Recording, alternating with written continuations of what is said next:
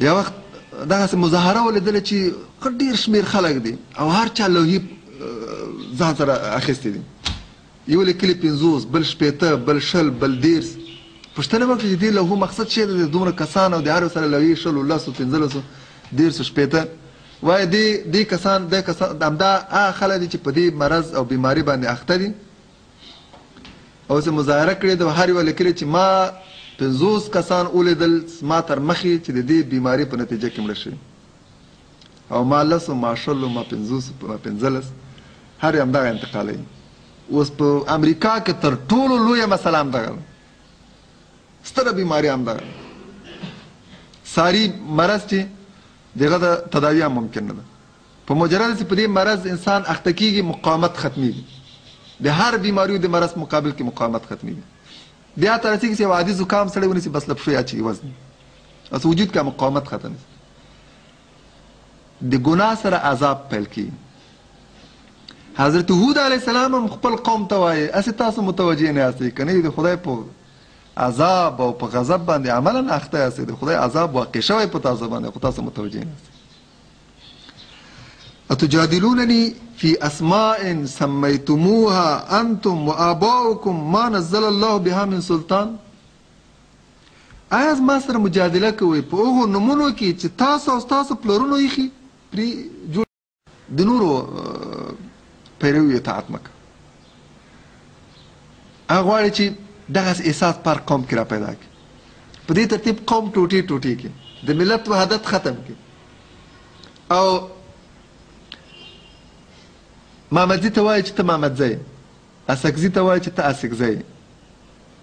او بس دا خپل قوم وساته، د نورو عقایو باداري مه منه. او دا خلک راځي په تاسو باندې حکومت وکړي.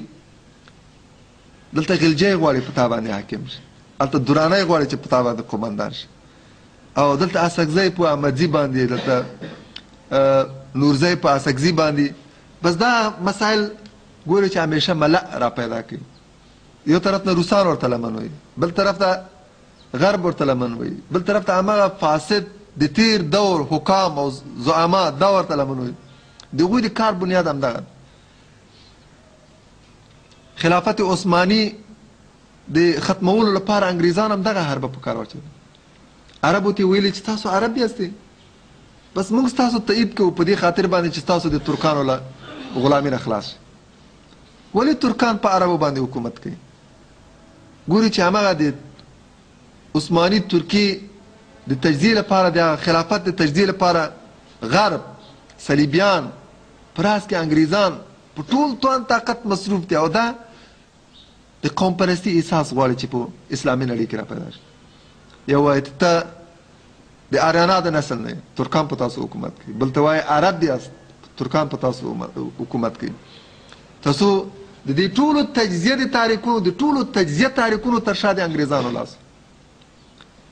هر ځای کې هم چې څوک اوچت سوي دي چې ترکي او عثماني تجزیه شي، دغه تر شا د انګریزانو لاس و دغه تایید و دغه مرسته.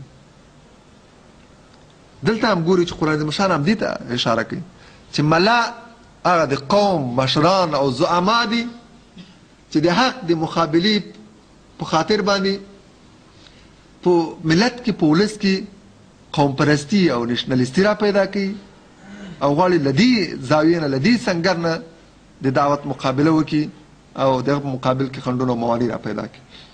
د هود علیه السلام مقابله کې هم ملأ پورته کېږي، هماغه چې خپل اقتدار په خطر کې ګوري. بیا قوم ته همدا وایي چې دا نوی دعوت غواړي چې ستاسو ټول هغه له پلار نیکه نه پاتې مقدسات په خطر تهدید کې. آیا تاسو حاضر یاستئ چې دغه د یو خدای لپاره خپل الهه پرېږدئ؟ هغه څه چې له پلار نیکه نه راپاته شوي، ستاسو پلار نیکه چې د کوم څه عبادت او پرستش کولو هغه پرېږدئ او غواړئ چې د یو خدای عبادت او پرستش وکړئ. لکه څنګه چې د سورې په ابتدا کې ګوري چې قرآن عظیم شان فرمایي چې شیطان دو خبرو باندې هغه کړی استناد کړی. د خلافت لپاره ځان مستحق ګڼي، خلقت و پیدایش کې ځان تر آدم علیه السلام نه بهتره ګڼي. د تکبر او د لویي احساس او دا ذاتي کمالاتو باندې حساب کول او ځان تر بل نه بهتر ګڼل. هغه هم وایي چې زه د له اور نه پیدا کړی یم او دا د له خټې نه.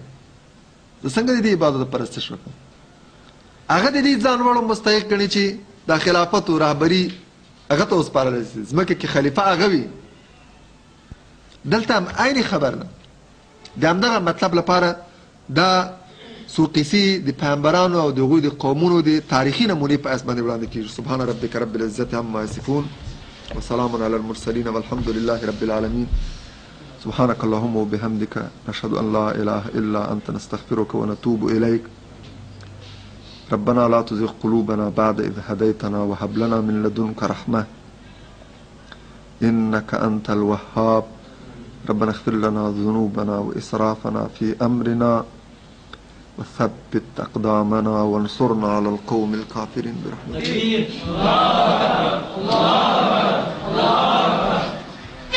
ان شاء الله پښتنه نه لري.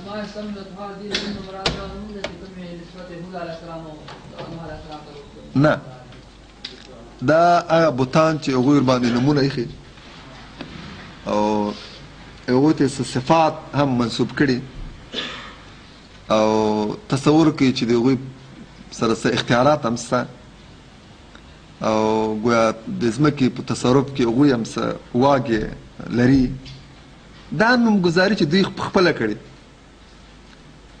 حضرت هود علیه السلام هغوی ته وایي چې غواړئ تاسو په همدغو نومونو کې له ما سره مخالفت وکړئ، په دغو نومونو باندې ټینګار کوئ، له هغه نه دفاع کوئ، په دې کې له ما سره مجادله کوئ. هدف دغه هماغه بوتان چې هغوی ورباندې څه نومونه ایښي دي او وایي چې د دوی په لاس کې څه اختیارات دي، دا ورته منسوب کړي چې د هغوی په لاس کې ښه او بد دي، خیر او ضرر ده، ګټه او نفع ده او دا تصور کوي چې یو بیماری دفع کوي، یو بل د دشمن نه په مقابل کې مرسته کوي، د بل په اختیار کې دا دی، د بل په اختیار کې هغه.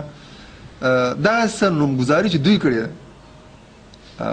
حضرت هود علیه السلام ورته وایي چې د دغو نومونو په هکله چې تاسو خپله ایښي دي ورباندې، تاسو د خپل خیال د عالم د پیدا شوي شیان دي، په دغو کې له ما سره مجادله کوي. خدای په دې باندې هېڅ دلیل هم نه دی نازل کړی.